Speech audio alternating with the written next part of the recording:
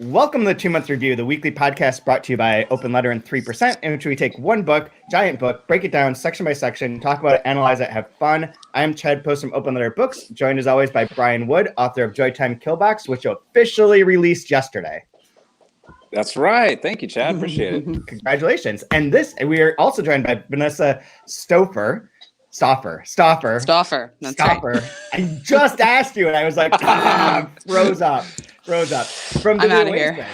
Who's the publisher of Duck's Newburyport by Lucy Ellman, which is the book that we're reading for this 10th season of the 2-Month Review. So thank you for joining us, first of all. Oh yeah, thank you for having me. We've got this weird setup for people who are watching on YouTube where we do look like we're on CNN, and we're gonna have like some sort of crossfire debate about something. It could be about moms. Moms would be a good pro or anti-mom. Possibly. It could be more relevant of pro or anti-Booker decision. Could Whoa! Be. Oh! Coming out swinging. Yeah, I am. So what's the Booker? Yeah. Someone said something about the Nobel Prize on the day that happened. I was like, I have no idea what you're talking about.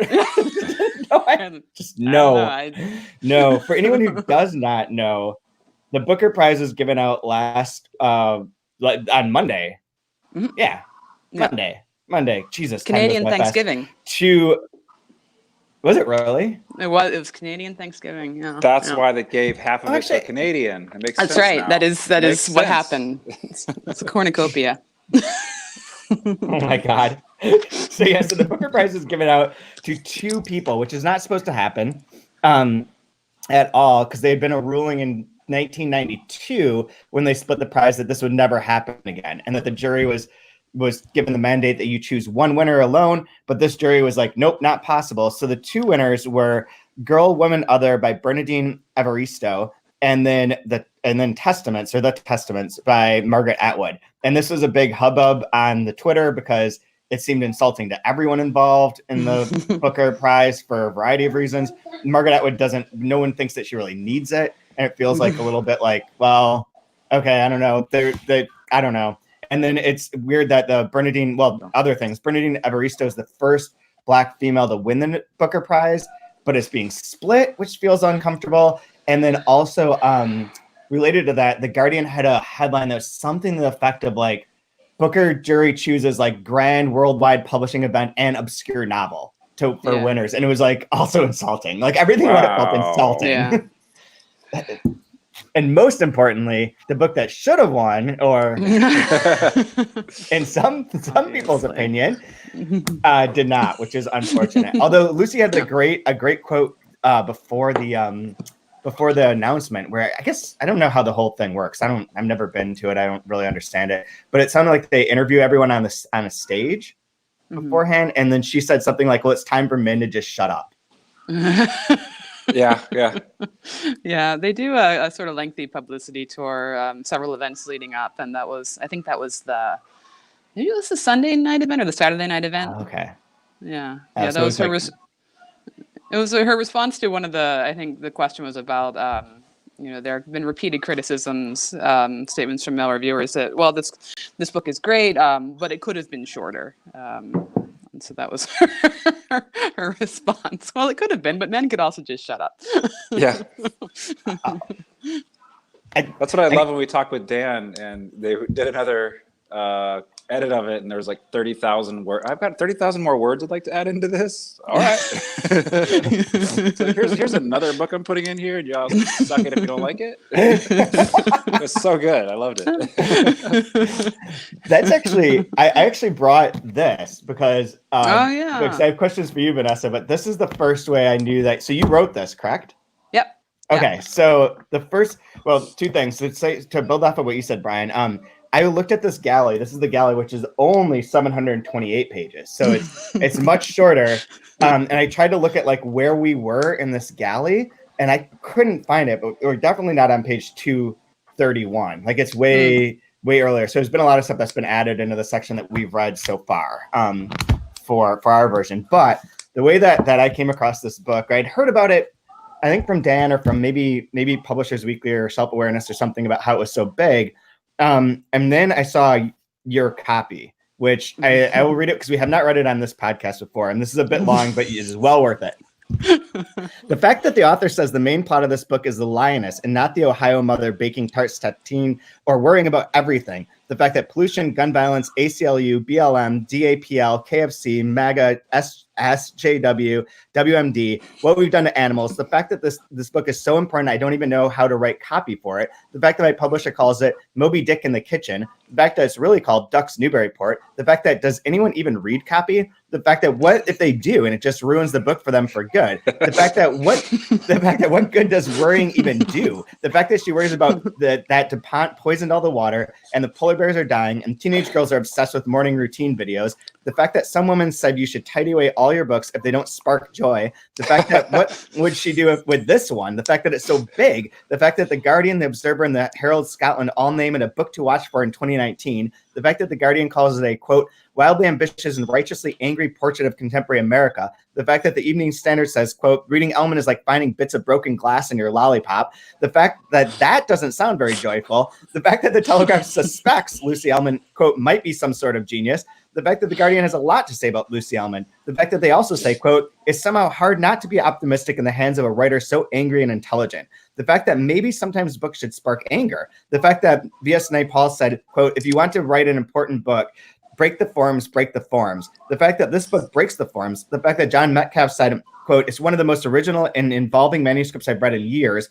The fact that then he said, quote, perhaps ever. The fact that at the end of Huck Finn, Huck reckoned he ought to light up for the territory, else his aunt would civilize him, and he couldn't stand that. The fact that it seems like that's what American novels have been about ever since, lighting out the territory, getting away from Aunt Sally. The fact that this novel has had about enough of that. The fact that running away and taking things that aren't yours and hating women has brought us to this point. The fact that Lucy Ellman forces us to reckon with it. Mic drop. Yes.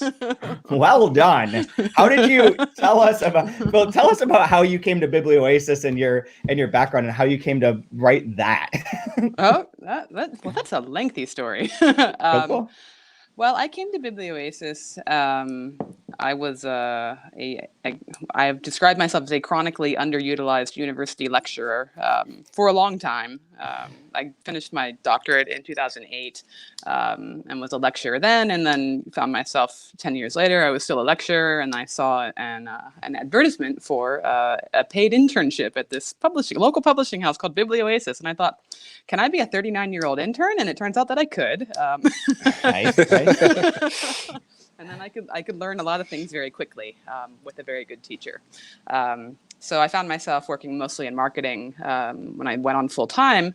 And I remember the moment that I knew that we were considering this book by Lucy Ellman because, Dan mentioned it in a staff meeting. He said, well, I'm considering this book. Metcalf loves it. I think it's pretty good. It's 700 pages in a single sentence. And I went, I just groaned, like, no time for it. And then he said, it's by Lucy Ellman. And I shrieked, right? And I said, Lucy Ellman! Because I had read her long ago when I was an undergrad. I had read Manor Mango and just had my life sort of rearranged by it. Wow. I didn't know you could do that sort of thing with a novel. So yeah. What is Manor Mango like? It's similar in that there's it's a first person narrator who is just sort of prickly in all the best ways, and deeply funny and insecure, and just tells the truth about how she feels all the time.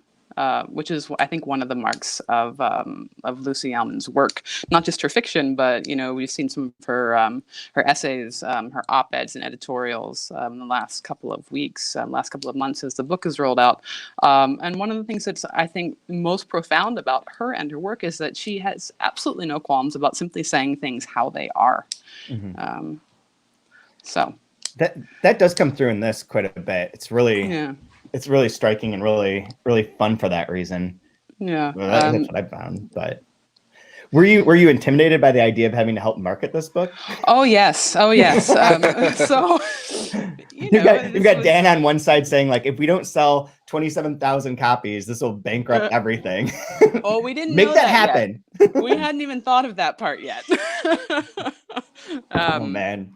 Yeah, we thought about that after he came back from Winter Institute, and I believe you told him that.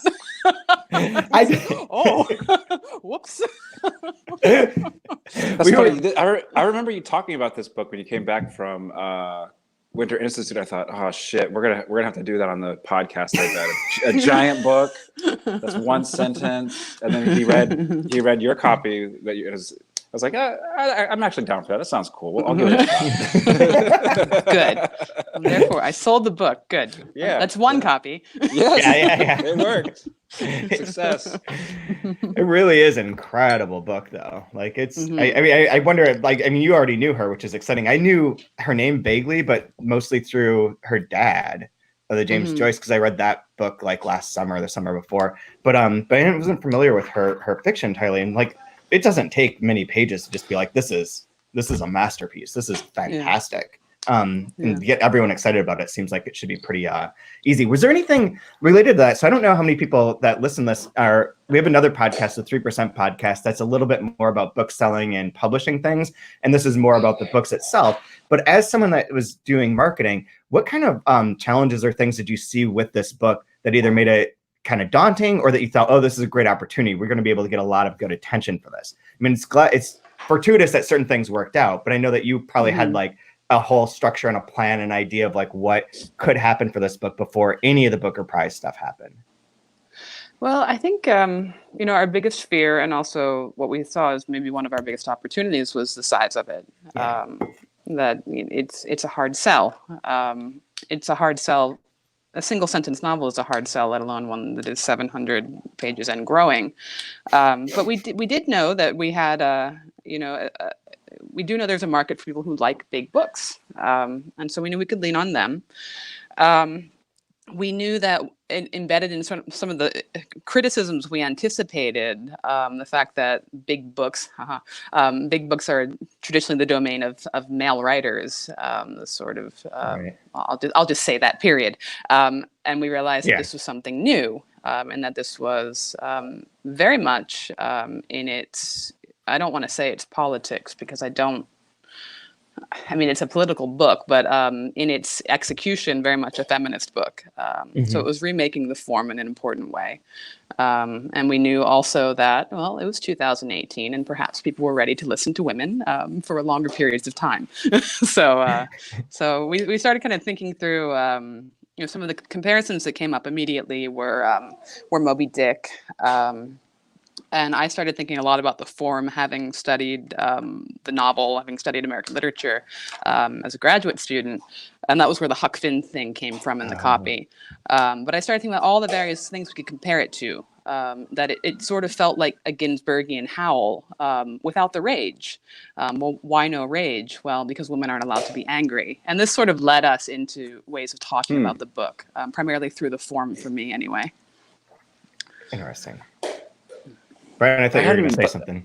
No, it's just, that's such an illuminating comment. I haven't even thought about that aspect of it because when you go back to like American literature, it's always kind of about, like you said, going out and discovering and, adventure. Like when you think of like Moby Dick, like being out on the waters, or Huck Finn going out into the world, and then like, in America, what is a woman allowed? Like, well, no, you're not allowed to go out and be adventurous. You have to stay here and take care of stuff. So how do you have this narrative within that confinement that's been pressed upon someone? And this is a brilliant answer for that. It's wonderful. Yeah, I hadn't even thought of that at all. Wow. Vanessa, have you ever read the book Miss Mackintosh, My Darling? No.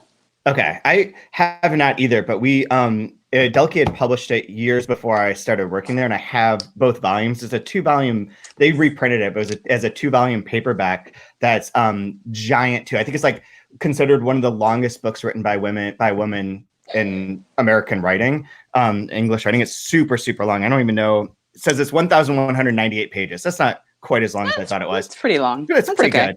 But it's bad. also like very stylistically like wild. Yeah, it's a good start. I mean, she could have added like 30,000 more words to it. It would have been she would have been really doing something. But it's a wildly like stylistically interesting book, and Margaret Young is very interesting like that. Here's just a description from Wikipedia so you guys have an idea. She described it as, quote, an exploration of the illusions, hallucinations, errors of judgment in individual lives, the central scene of the novel being an opium addict's paradise. But it seems like based on what you're saying, you might actually be intrigued by that book too. I am. What year is that? 95 is when it was first published by 65 by Scribner's, and then I think 90 something was when Delkey rebrought it out. Awesome. I want to say 98, but I cannot remember. I'm curious if like these reviewers that are saying, you know, does it have to be so long? Do we have to listen to her talk for so long? Like, do they have a similar experience when they're reading like Pynchon or, you know, or I don't like if they read Infinite Jest, for instance, or Moby Dick, or like, I wonder if they have that same feeling, or if it is like a bias that they're having, because with the writing as good as this is and as wonderful as it reads, why would you want it to stop? Why do you want it to end? You know what I mean? Like, I don't understand why that would be part of the review. And it almost makes me think, like, if you don't know how to talk about the book, you'll just address the physical size of it. It's a big book, so good luck getting through all, like, whatever. that would get so tired so fast. Yeah. So and I agree. Just shut up and read it, and you'll like it. You're gonna like it. I mean, I think the sort of tendency towards prescriptive reviews is not restricted to books by women. So, I mean, sure, I imagine some of those guys are exasperated by listening to a woman go on for so long, but some of them are just, you know, think they could write any book better, right? Yeah. And we've all been in creative writing workshop. Yeah. You know, I taught it for a long time, and I used to try to get students to, you know, we're not going to talk about how to fix the work. We're going to talk about how it works and why it works, which is what I hope a review will do. And even if it's not working the way you want it to try and engage with, well, what is this person doing instead? And that's why it's been so wonderful to see reviews like Perusa Gall's in the New York Times, and Katie Waldman's in the New Yorker. You know, reviewers who have said, okay, well, it is very long and it's daunting, and well, this is why I think it's long. So that's nice to see. So in this section that we're going to talk about, we were supposed to go from like 151 to 231 essentially. We find that we have like an action. There's like a thing happen, and I was legitimately taken aback. I was like so comfortable in the kitchen, everything was going along, and then she like left and had dentist appointment, which is crazy because dentist appointments are always crazy. But this thing that she's describing sounds horrifying to me. And then to give it away, spoiler, like she's driving away and she gets a flat tire and is stranded on the side of the road as it's snowing and nobody's stopping to help her. So we have like a real, like all of a sudden like a true action. And she is going out into the world and then becoming like stuck there. Yeah. One of the things I love about this book is how, I mean, there is absolutely action happening underneath. It's an inverted book, right? Normally we see everyone performing their actions and the monologue's happening underneath. And this time we get the monologue up front. And it's so funny and surprising and exciting when she does kind of sneak in now she's going down the stairs, right? And you realize that she's saying, what does she say when she steps on her kid's truck in this section? Djibouti. Or Aruba. Yeah, I think she says Aruba at some point. I know she repeats it, says it again, and then there's another sentence or another phrase, and then you realize like she says something about the truck, and so like the action is just kind of filtering through. Yeah, I've actually got that right in front of me. So it's on page 195. It says like massive Powerball jackpot cakes, reconstructive surgery cakes, gender reveal cakes, you name it. Yow. Geez, Djibouti. The fact that I really have learned to say Djibouti now when I step on something. The fact that this time it's the caboose from Jake's metal train. The fact that Aruba works if it's even worse. The fact that Abby always wanted to go there. Aruba, not Djibouti. This is one of the ticks that I picked up on the most in this section is like the corrective, like explaining what the sentence was prior to that. So it's the previous page too. Coke can, ring pulls, pop tabs, stay on tabs, dabs. The fact that children kept swallowing pop can tabs, but they finally started making them differently so they can stay behind the can. The tabs, not the children. Like that sort of like the X, not the Y, like to clarify the previous sentence comes up a lot in this part. And I really like that as like a narrative technique. Yeah. Silence from everyone. So no, you start reading something, you have to start reading, you have to keep reading on. Yeah. Like it's intoxicating like that. Sorry. Yeah. Well, the corrective is interesting, as I think several have pointed out that makes it not authentically a stream of consciousness because no one actually corrects themselves in their own monologue. I don't know that's necessarily true though, especially the way that this is a person who is so clearly performing an ideal. Like she's not allowed to swear, right? She's not allowed, at one point the word cock pops into her head and she goes, "Oh, I shouldn't think such things." Yeah. Yep. That we don't know what this person's head is like, and if she's clearly anxious, she's clearly awkward in social interactions. Who's to say she's not also in her own head with herself, which becomes a kind of interesting commentary about performative femininity. Ooh, I'm getting fancy now. Yeah, that actually rings true to me too, in the sense that like it's almost as if the stream of consciousness that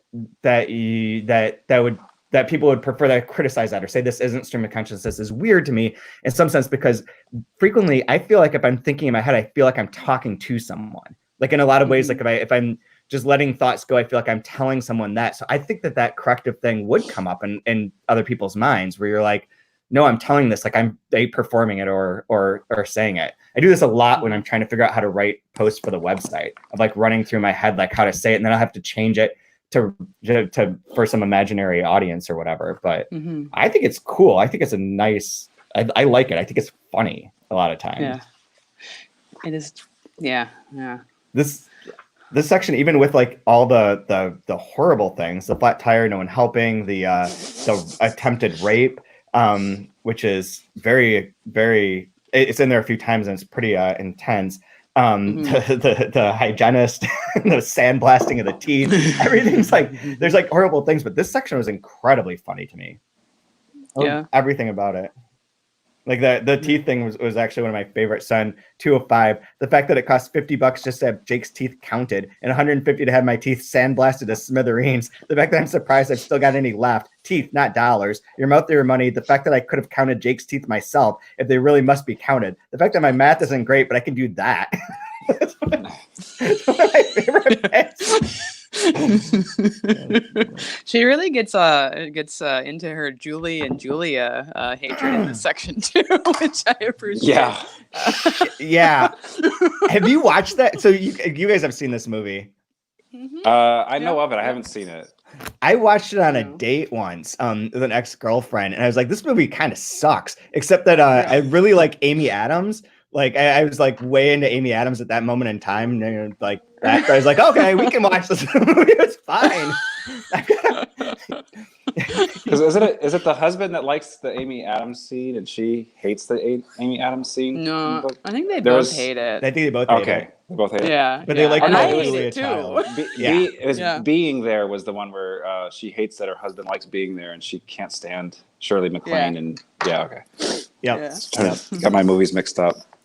No, I felt like I was kind of got like I might have like type 2 diabetes after reading some of this, because there was like that whole sweet. There's like, but is that not America? Just like sugar, like pouring in every orifice of your body. Like you just, it encapsulates the spirit of America in our times in such interesting and surprising ways that are like they feel so obvious once you read them, because you can identify with just everything, like every part of it, and it's.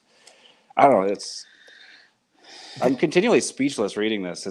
It's kind of like where you're saying how I forgot what the turn of phrase you used about reading Man or Mango, where every now and then you come across a book where you just kind of, I don't know. For me, the last time I had this experience was reading The Invented Part by Rodrigo Frazan, where there's so much passion and force and the perfection of the execution, where it's just you kind of like just lean back in your chair and like hold on to your forehead like every 10 or 20 minutes. And I'm having the same experience with this book. And I don't know, it's so necessary for me. It's so necessary because again, like with the news cycle and what's happening in the world, you just sometimes feel like, what the hell are we doing here? Why? And then you read something like this and you realize there's still so much like beauty that can be put into the world, and it's wonderful to get something like this put on your lap every now and then, and it's such a gift. So thank you guys, and thank Lucy for putting this into the world. It's incredible. Really is. Yeah, that list of like the fact that American Diet also includes on 167 like all that stuff, and that whole page with all those lists of puddings and things is wild. So I have a question for you, Brian, since you have a kids. We're wrestling right now, actually. So I know I need to find it, but there's a section where it has the different types of moms. Which I love. What kind of mom? We knew that was coming. Yeah, we all know. That and the other movie that she talks about that I have seen is Witness. I remember watching Witness as like a kid when I was homesick from school one day and being like, this is weird. Like, I don't understand Amish things at all. And like, it's very, very strange at that point in time. But that part's pretty fun. But no, the types of moms, where are they? They all strike so true. Like the sort of like the cheerleader mom. Where is this? I'm gonna find it. I think that might be in the previous section. No, it's in this one. I'm almost positive. Yeah, the Witness thing. Yeah, I grew up in Lancaster County, and I was a kid when that movie was being filmed. Oh, really? Yeah. So it's like yet another way in which this person is my interior life. It's terrifying. This book has everything in it. Like everything that you could think of just pops up. So the mom thing is on page 156, 157. So she goes into like talking about the fact I hate it when they leave the house, though, the fact that talking about her kids, the fact that I'm always scared they go off thinking I'm not very nice. Oh dear, because I am distant, I think, and scatterbrained and all, and busy sometimes, scattered, multitasking, superwoman. Pride goes before her, but at least I'm not a spoiling mom like Jill Baines, who can't do discipline at all and just pampers her kids, who don't even like her much. I don't think. At least I'm not a pushy mom like Erica. So I like Erica when she's on her own, but she can just be normal for a change. And then it goes down to, at least I'm not a boasting mom like Davina Beebe, who thinks everybody wants to know every time one of her kids or one or other of her kids gets an A or shows musical, athletic, or STEM talent or whatever. WhatsApp, cyber charter school, the fact that kids never need math help from the police. She has those three types. I was like, oh yeah, I've been aware of these people. I've been surrounded by parents that are either the spoiling, the pushy, or the boasting types. And Brian, where do you put yourself? I'm probably like the stressed out crazy mom, I guess. I don't know. between my partner's schedule and then me trying to do stuff from home and then realizing I'm probably failing at everything. Cool. That's more me. No, if anything, I'd probably be a boasting mom, but I try not to be like Davina Beebe. That's for sure. Oh, what a name, Davina Beebe. Of course, that's the boasting mom. Someone just suggested a marketing idea called having magnets, like the How I Feel Today magnets with a little frame to highlight your mood. You know how you have the magnets and there's like the square like, hey, I'm happy. It should be what mom am I today? And have exactly. But I have to say, the other day I was walking to the coffee shop, pushing Alex in a stroller, and there's like this new I don't know, super health food store thing that called Refresh that's supposed to provide healthiness. I don't know what it is. I've never been in there. They have a big sign out front that says vitamin B12 hangover shots.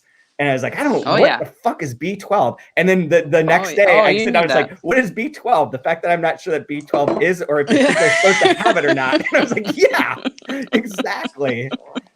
I feel you. Yeah. The other thing that struck me as nostalgic is the part about the Luden's cherry cough drops. I remember having box. Oh, in the box.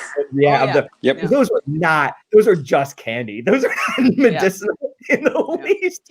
But we always had those. We'd be like, and then popping like all these cherry candies. So silly.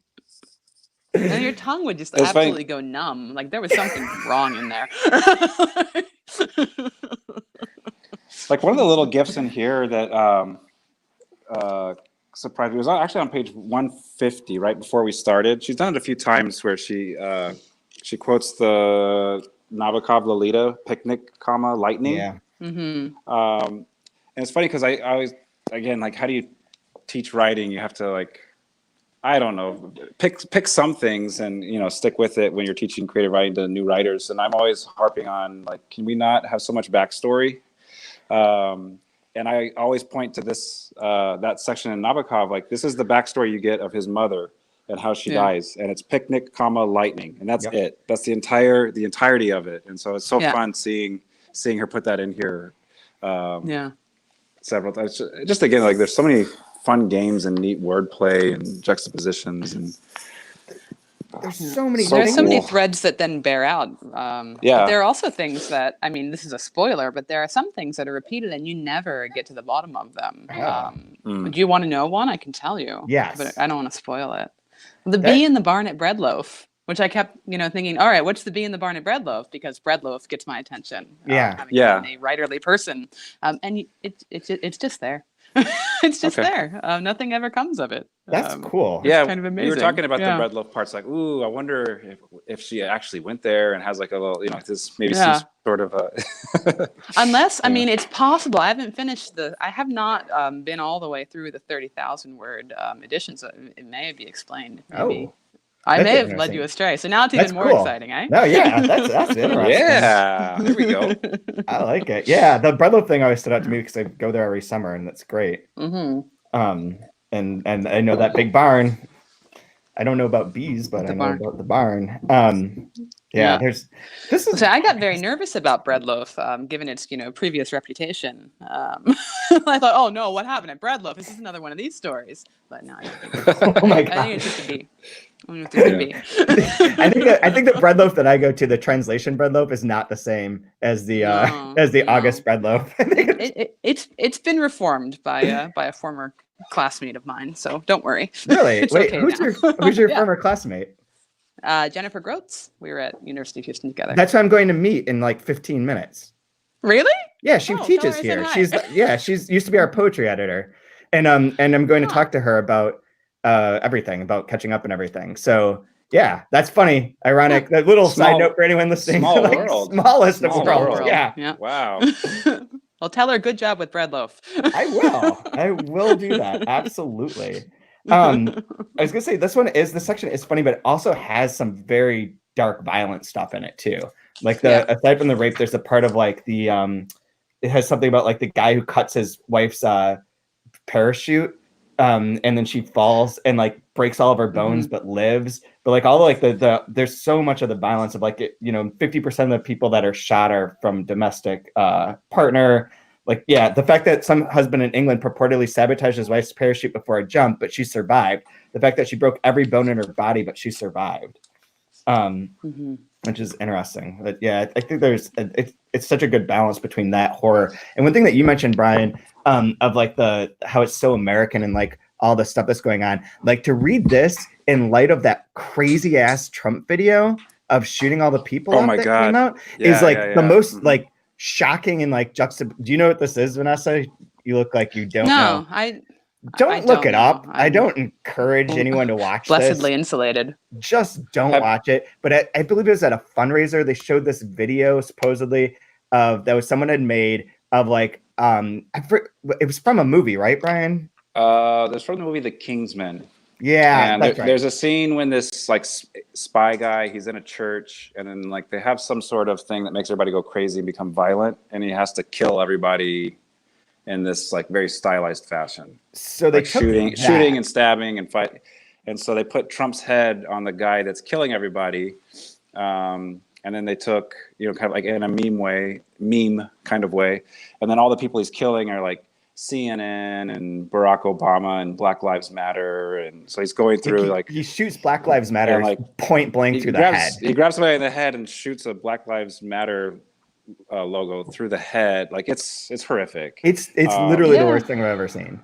Yeah, wow. And so it's just I guess somebody thought it'd be funny to do that, or Yeah. And it's like stabbing. I think he stabs Hillary Clinton in the throat. He throws Maxine Waters out a window. He breaks Barack Obama's back, slamming him into a pulpit, like, and then it cuts to the outside with like birds chirping. It just says on a sign, "The Church of Fake News," and then it goes back inside the church again, and there's more violence taking place. Oh my God. And it's like 2 minutes long. Like, it's like so long. Too long. Like, Yeah. It keeps going and going, and you're like, is this going to stop? Yeah.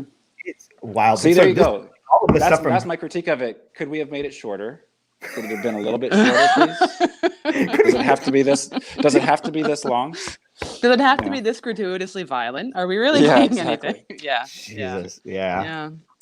But that's what. Yeah. All of her That stuff is with one of that, the. Yeah. this resonates. It all resonates so well.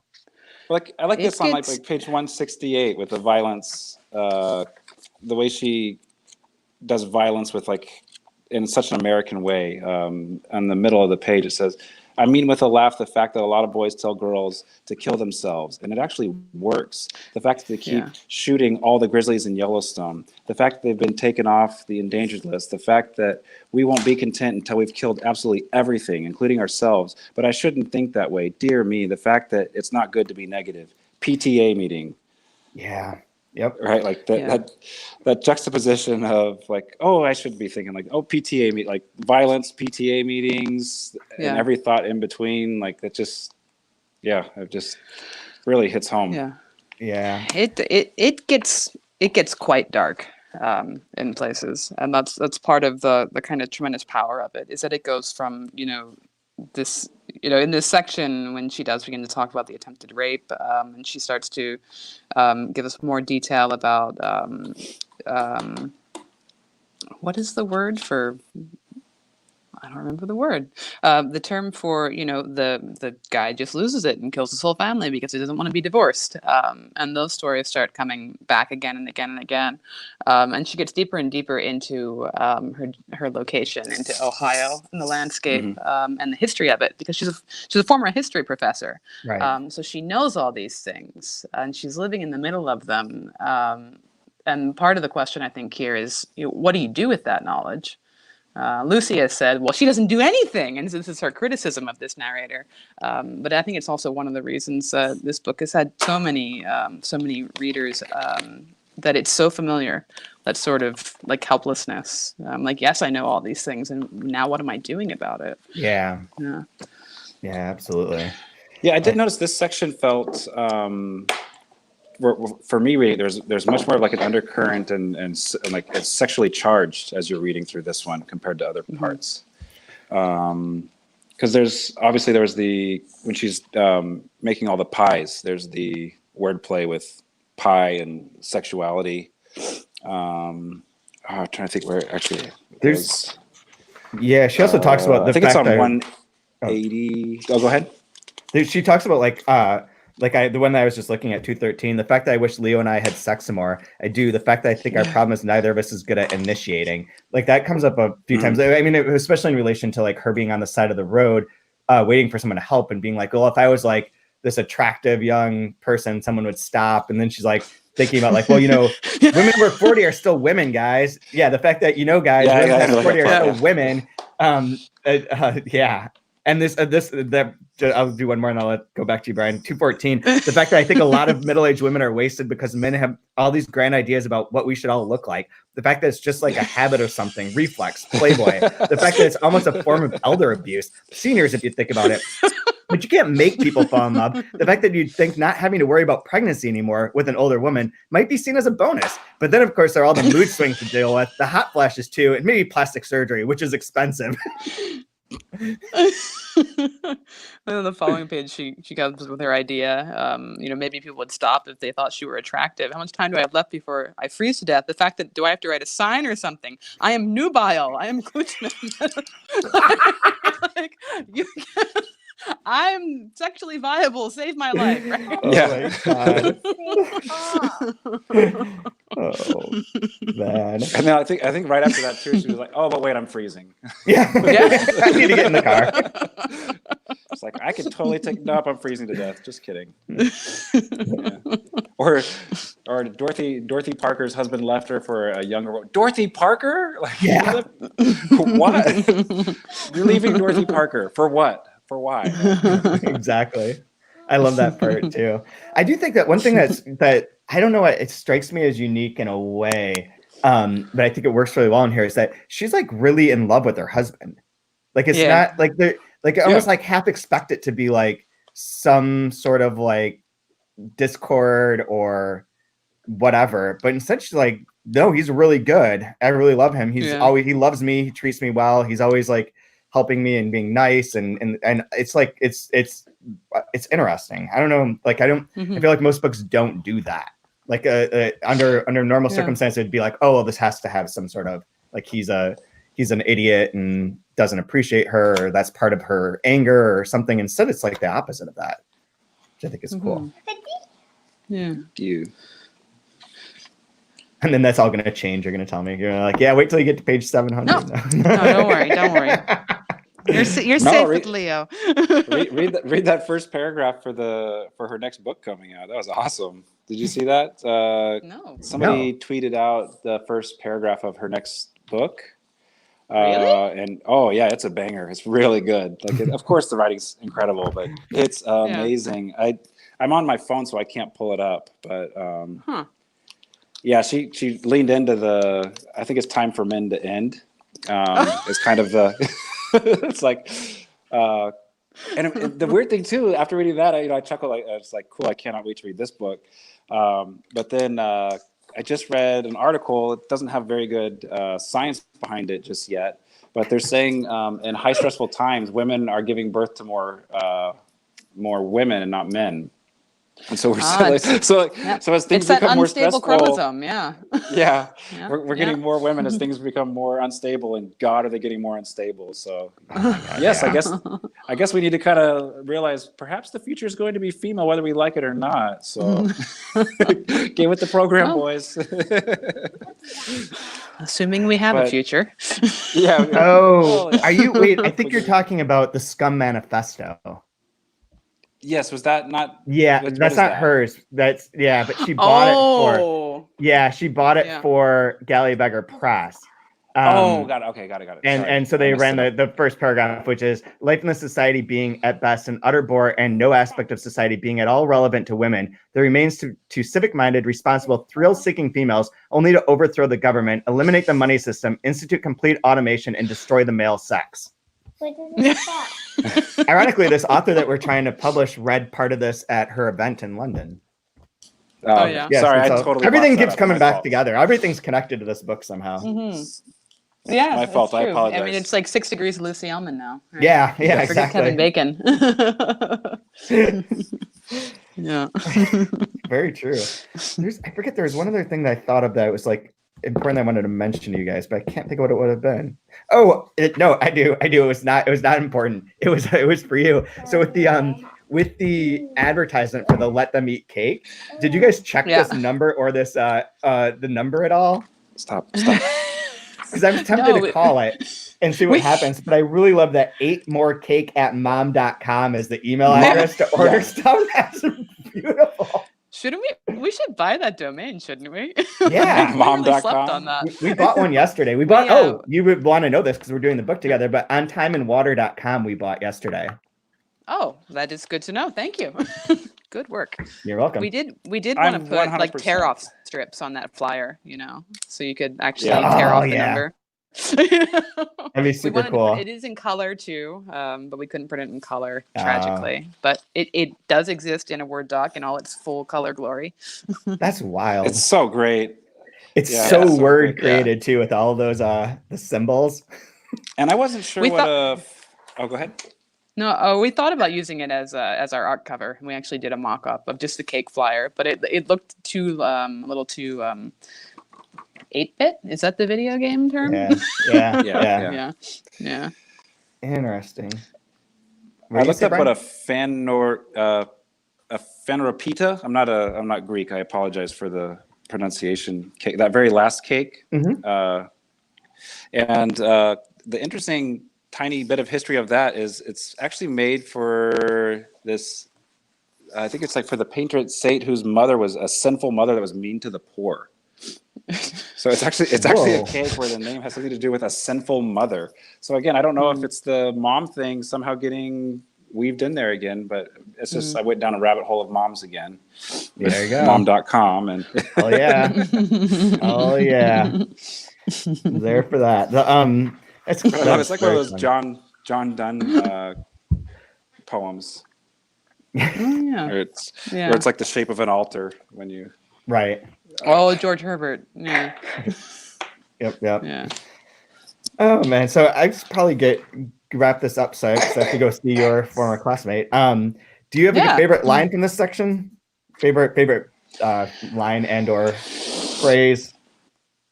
I really am deeply tickled every time I read the section about the abominable snowmen and snow people, which is on 210. Yes. And she's stuck on the side of the road. It's winter in Ohio. She's got a flat tire. She thinks she sees a bear, but maybe it's the abominable snowman, which might be better. Then she starts thinking on this. The fact that if it's all one guy, where it's only ever one guy, he must be a real jet setter, abominable jet setter, abominable love miles, rushing across the globe to visit his abominable snow woman and abominable snow children, abominable snow people, snow mom. The fact that nobody ever seems to see an abominable snow mom nursing an abominable snow baby. The fact that I wonder if a litter of abominable snow children will be welcomed into our abominable school system, shooter drills, math class. Yeah, man. Yes. Yeah. Yes. You got one, Brian? I'll do a very brief Rochester connection since Chad and I are in Rochester. And one of the big figures for Rochester is Frederick Douglass is buried here on page 225. Western expansion. The fact that when Trump first heard about Frederick Douglass, he said, "Hire that guy." The fact that I wondered what position he had in mind for him. that is good. I love that. Which is one of those things that you think readers in 100 years are going to say, "Oh, he didn't say that." Oh, he did. Yeah. I know. Oh, dear. Yeah. There's so much stuff in here that's like that is not possible. That's interesting too. Like this great autobiography with big words. I bigly liked it. Yeah, the Bigley thing I picked up on in here too. I mean, it's interesting, like how of the moment this book is, in the sense that like those 30,000 words that she added. I obviously don't know what they are, and I'm not going to compare it to this. But there's some things in here that feel like almost impossible for you guys to have had it in the book and printed. Like it seems like so fast, like it's so recent, so stinking timely. Yeah, it's that's kind of wild. The one that I was going to use is on 224, so right after that. The fact that I think middle-aged women aren't completely alone in the world because we look at each other. The fact that we check each other out, not from envy or competitiveness, from empathy. The fact that we look at each other kindly just to see how we're all faring or fading. The fact that I'm fading fast. I like that one too. So this is great. I don't know where we're supposed to go to next week, but I can probably find it. But I think it's probably to about, I don't know, 300 or something. But we will be back next week. Way to finish strong. Way to finish strong, Chad. Wow. I had it open and then it closed. I closed it. Season 10. There we go. Okay, so next week we are going to be covering pages 231 to 297. So not that long of a section comparatively to the other ones. And I think we have a guest lined up and all of that. Vanessa, thank you for coming on.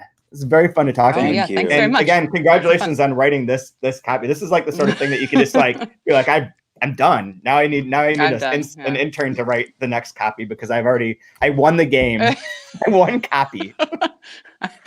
I do need an intern. Yeah, it's true. And it was amazing.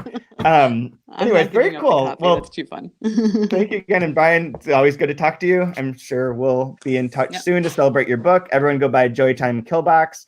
You can get it from BOA, from your local bookstore, from any retailer that you want, and get Ducks Newburyport if you haven't already. But I suspect anyone watching this has. Yeah, at least 2. Everyone needs to get 2. One for themselves and one for their mom.